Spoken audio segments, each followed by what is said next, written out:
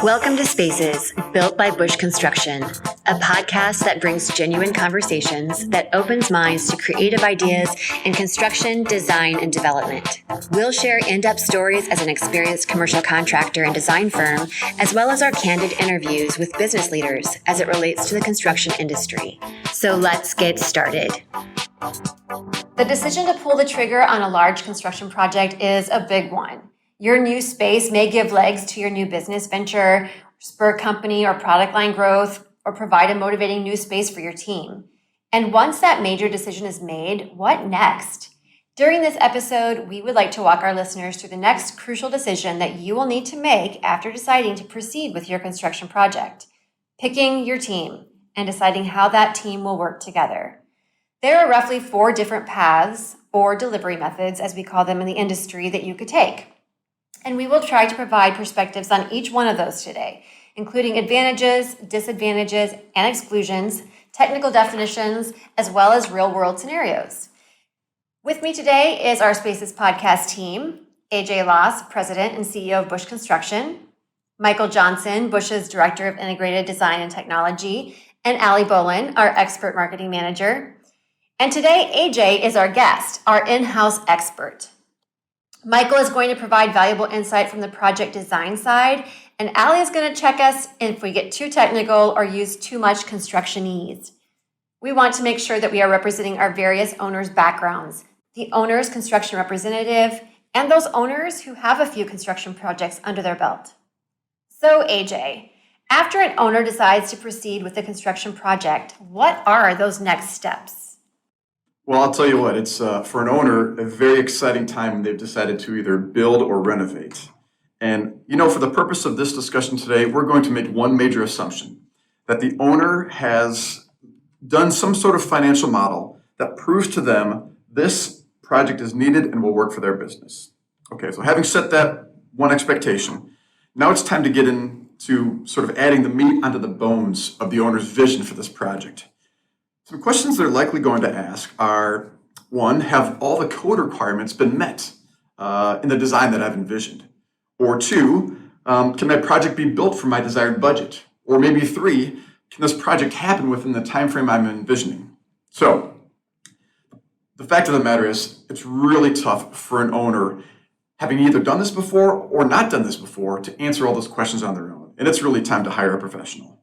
So, an owner could hire either a design firm or they could hire a contractor with design capabilities. There's a time and place for each. There's no right or wrong answer every single time, and it really depends on the project. So my recommendation for an owner in this position where they need to engage a professional is just to call someone they know and trust to start the discussion. So why would an owner, if their relationship is with either a contractor or an architect, is there a benefit to pick one or the other? Should they reach out to a contractor architect simultaneously? Like, how would that play out? Generally speaking, it's good to have the voice of the architect and the voice of the contractor in every building discussion. Who they contact first, again, is just a preference related to the owner's relationship. If they've got a relationship with an architect, contact them first. If they've got a relationship with a builder who has design capabilities, contact them first. Even if an owner knows a contractor, but they don't have design capabilities, that contractor is likely going to recommend an architect who understands the specific building project they're contemplating. Deal. So the best of both worlds would be to get ready to make the decision to pick both of our contractor and architect right after your decision to build. You bet. So let's go into talking about what the various construction delivery methods are, and maybe even we love to use the term delivery methods and explain a little bit what that means. Sure.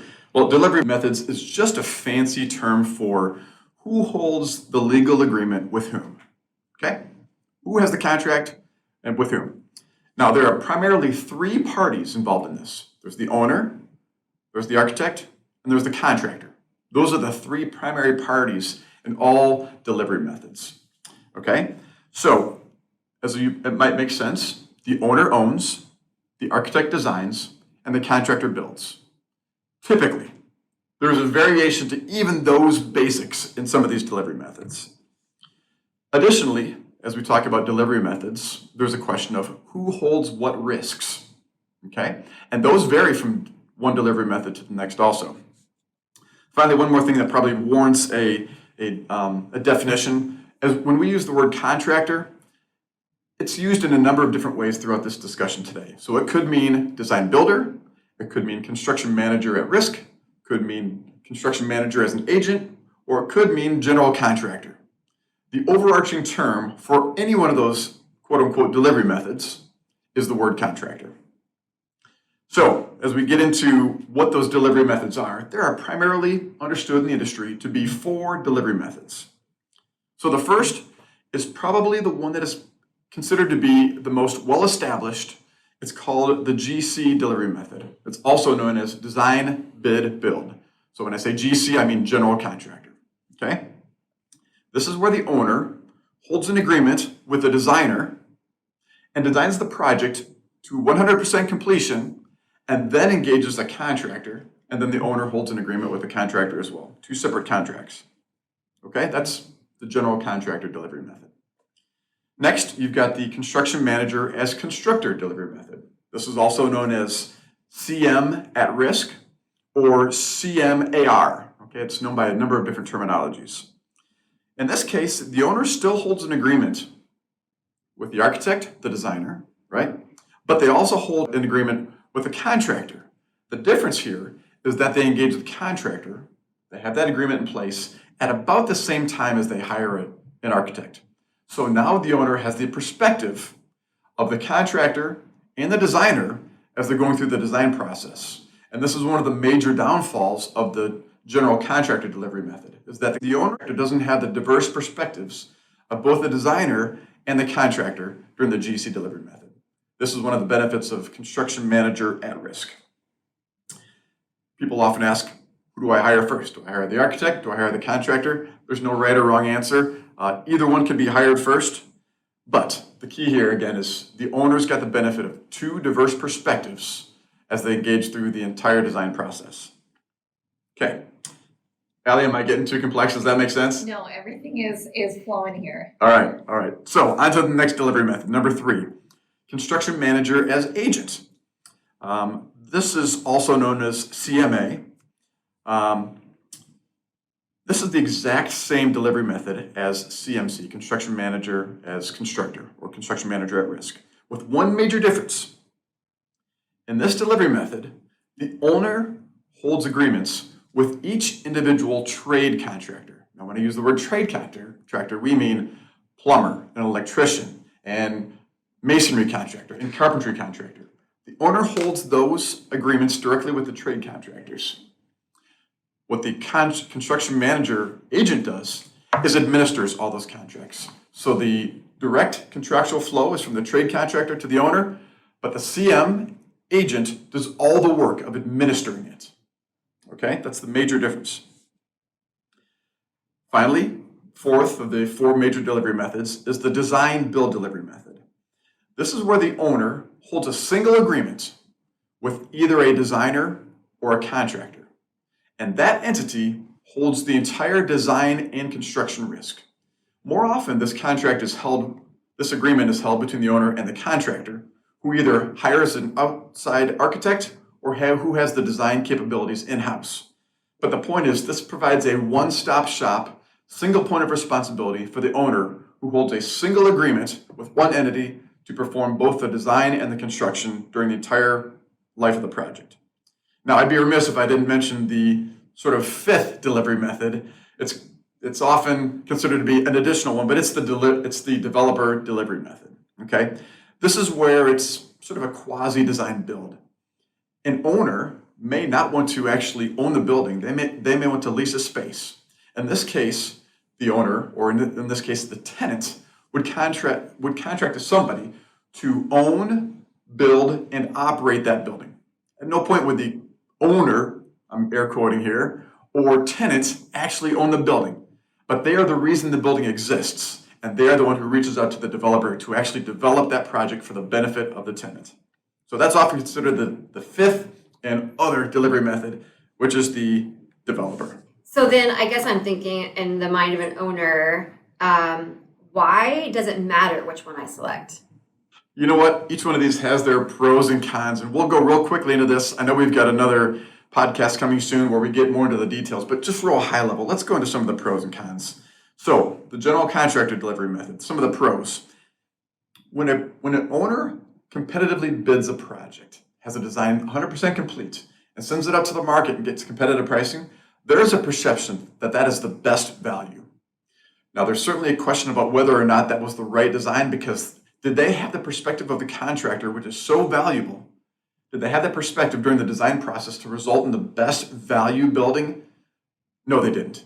So while there is certainly the belief that they've got the best price, there is a question regarding whether or not the best value is achieved through that design that was done without the perspective of a contractor. The GC delivery method, this one has been around for a long, long time. And while it is often perceived to be very simple, it is very complex for an owner to administer, and it can be sort of contentious at times. Now, some of the cons with the GC, general contractor delivery method, you've maybe heard of the terminology bid day surprise. So when a design is fully completed and it's 100% done, and then the plans are sent to the contractors to get pricing, they may or may not hit the owner's budget. Keep in mind, there hasn't been the perspective of the contractor during the course of the design process, and maybe the design is over budget, or maybe it's significantly under budget. In either one of these two cases, it's not advantageous for the owner. If it's over budget, the owner may have to go and revamp the drawings, redraw them to fit their budget. If it's significantly under budget, the owner says, boy, I wish I'd have added some more things into this project that were really nice want-to-haves, and I took out to make sure I achieved the budget. So the bid day surprise is one con with the general contractor delivery method. Again, I mentioned before, the perspectives of the designer and the contractor are very different. They are often not significantly overlapping. So having the perspective of the contractor and designer is very, very important, because they don't look at the project through the perspective of the other. So this is one of the cons with the GC delivery method. They don't have the perspective of the contractor. And as again I mentioned before, it could be a contentious relationship where the owner says, I'm going to design the project and then take my lowest bid contractor, which if something's missing from the drawings can result in change orders, one of the words that we hate to use in the industry, but this is the delivery method that likely results in the most change orders. Okay, temperature check again, Allie. Am I doing all right? Does this make sense? Yeah. One question for you. When the owner goes back to the architect, they don't just redraw for free. That's an additional incurred cost, correct? That's a great point. That's one of the side effects of the bid day surprise. When the bid day surprise happens, if it happens, there is likely an additional fee that the architect might charge. Now, this is not set in stone, but it is more often the case that if the design has to be redone, especially significantly, that is a risk that the owner will bear. That's a great question, Allie. And schedule. And schedule, too. Yeah. Redesign doesn't happen overnight. It could have a significant impact on the project schedule. Okay, so that's the GC delivery method, pros and cons. How about the CMC, or construction manager as constructor delivery method? The pros, there is a financial benefit to the owner to have a professional service provider, just to bring that unique perspective, the non-designer perspective, to the discussion during the pre-construction, the design process. There's a cost to that, but there is a financial benefit for the owner, because it will likely result in a project that has many believe to have a higher value. Okay? One of the cons with the CMC, construction manager as constructor delivery method, is that there is a cost for the construction manager to be engaged during the pre-construction process. So as you can imagine, during the month or 2 or 3 or 6 or 12 months where the designer is designing it, if there's also a CM involved, there is a cost to have that CM involved. Now, the cost of having that CM involved is believed by any buyer of construction services with the CM delivery method that it is worth the money. The cost to have the perspective of the contractor, while there is an additional fee, that is well worth it to have that additional perspective during the entire design process. Another benefit of the CM as constructor delivery method, it's more of a collaborative process. As I mentioned before with the GC, the general contractor delivery method, it just can be more contentious, more adversarial. When there are all three parties, the owner, the architect, and contractor involved from the very beginning, all heading toward the same goal, there's a much better chance that there's going to be a good relationship with them and result in a better, less adversarial process. Okay, construction manager as agent delivery method, pros and cons. The cons, they are the same as the construction manager at risk or construction manager as constructor delivery method. There's an additional cost to have the contractor involved during the design process. Another con with the CM agent delivery method, it does take the owner more time to administer the payments during the course of the project to each individual contractor, the plumber, the electrician, the mason, the carpentry contractor. Finally, one of the biggest cons of the CM agent delivery method is that the owner takes the financial risk associated with any trade contractor. So if one of those trade contractors would go bankrupt during the course of the project, using the CM agent delivery method, that is a risk the owner takes. That is not a risk the construction manager takes. In the construction manager at risk scenario, that is a risk of the construction manager. Okay? So some of the pros of the construction manager agent delivery method. This is allowed by every governmental agency. So there are some, for instance, school districts in Iowa that would love to use the CM at risk delivery method. However, it isn't allowed by the state of Iowa. We are one of the last 3 states in the union to not allow CM at risk. So one of the pros with the CM agent delivery method is when an owner wants to engage a contractor in the design, the pre-construction process, the CM agent is allowed by any governmental agency. Okay, finally, the design build delivery method. Pros and cons. The biggest pro, the owner has a one-stop shop, one point of responsibility for every aspect during the pre-construction and the construction phase of the project.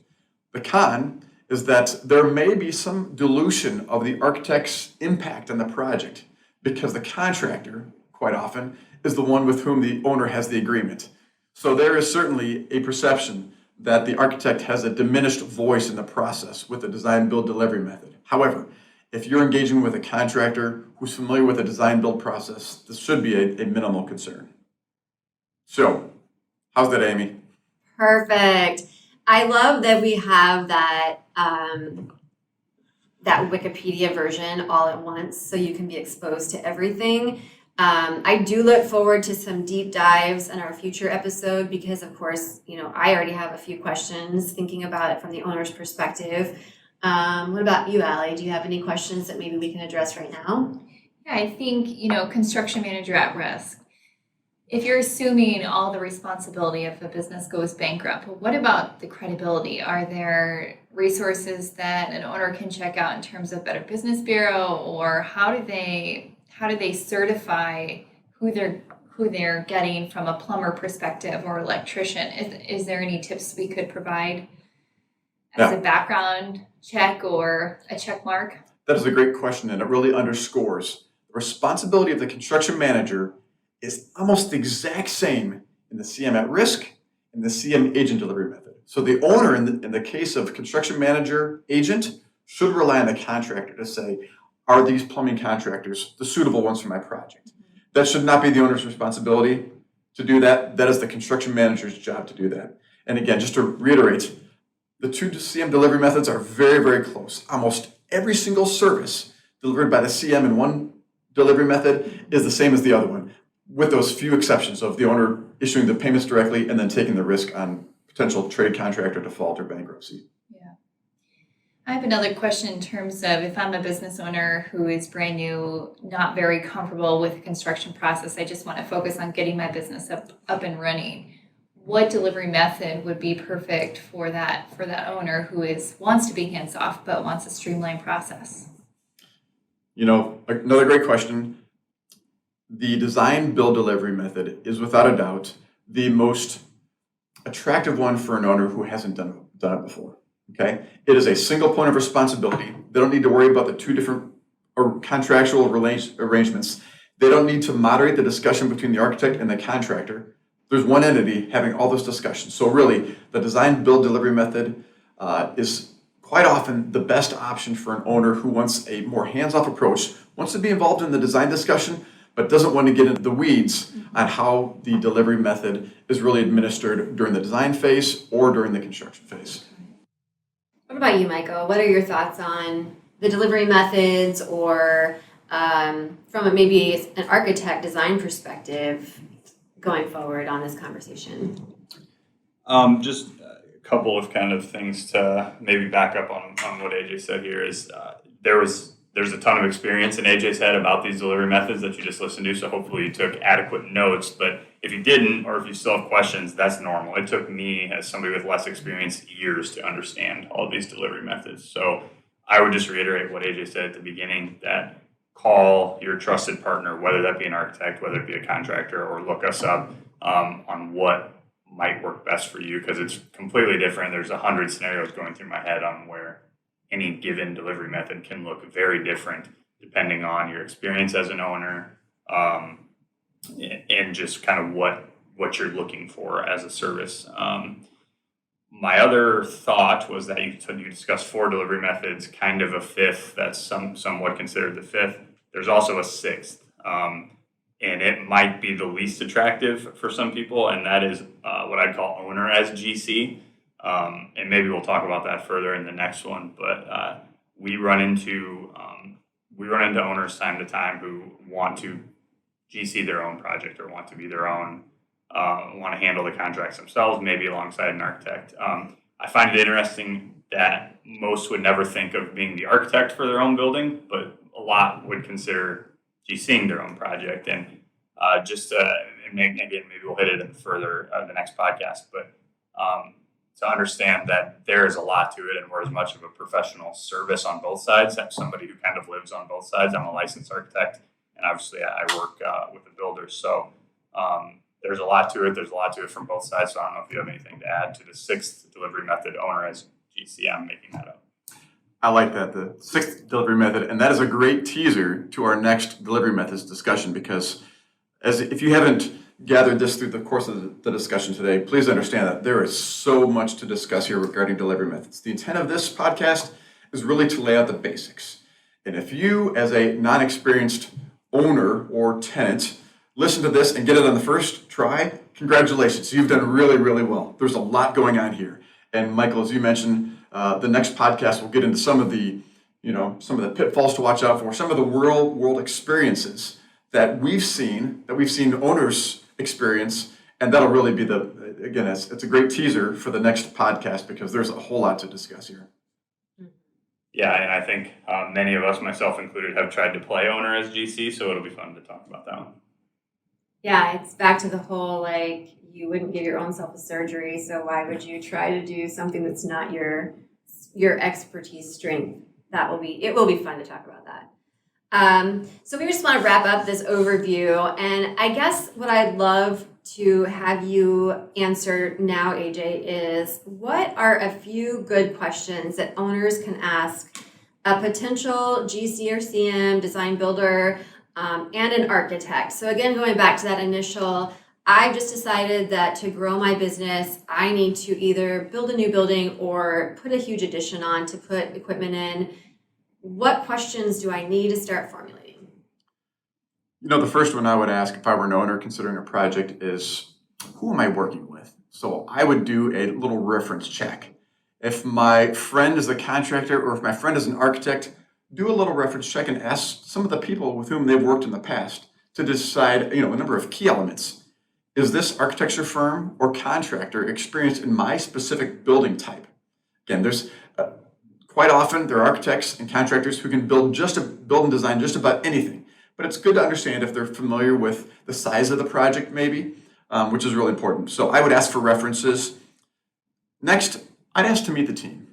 Again, whether it's the contractor or the architect, I'd like to know who I'm going to work with for the next number of months. And whether it's the architect individually or the project manager, who's the person administering the construction work, or it's the superintendent, the person sitting on the job site, I'd like to know who my team is. So I'd like to meet the team. And finally, making sure both your contractor and your architect can explain the construction and design process to you. If they can explain in understandable terms how the process will work, it really highlights how they work, the construction and design process they will lead you through, and asking just that very open question.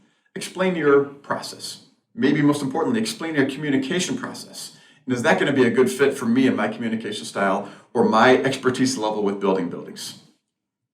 I love all of this. And I think the one takeaway that I would say that I have now is this is a major decision for you personally as an owner, for your business going forward, and having the right team, picking the right partnership goes a long way. It's not a one and done decision. It's literally the months that your construction project is going to go on, day by day, making sure that you have the say that you want, you have the help that you want. So I want to thank all of you, Allie, AJ, and Michael, and we look forward to following up on these delivery methods on a future podcast.